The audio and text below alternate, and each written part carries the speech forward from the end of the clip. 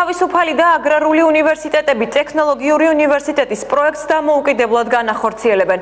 შეთანხმება უკვე მიღწეულია მისურის უნივერსიტეტთან და მოლაპარაკებები მიმდინარეობს ნევადას უმაღლეს სასწავლებელთანაც. პროექტის ფარგლებში თავისუფალი და აგრარული უნივერსიტეტების სამეცნიერო ტექნოლოგიურ მიმართულებათა სტუდენტები მესამე კურსის შემდეგ სწავლას ამერიკის შეერთებულ შტატებში გააგრძელებენ. ორწლიანი სწავლის შემდეგ სტუდენტები ბაკალავრის დიპლომთან ერთად მისურის უნივერსიტეტის მაგისტრის დიპლომს მიიღებენ. ამერიკული ტექნოლოგიური უნივერსიტეტის პროექტი სახელმწიფოსთან ერთად უნდა განხორციელებულიყო, თუმცა მთავრობამ 2013 წელს პროექტი გააუქმა.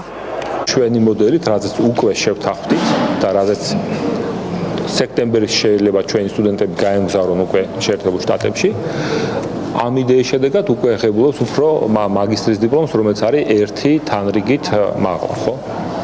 ჩვენ ამ იდეის განხორციელება დავიწყეთ მიუხედავად იმ ფაქტისა, რომ მთავრობამ ფაქტობრივად უკანონოდ გამოგვაგდო კონკურსიდან, რომელიც უკვე დასრულებული იყო.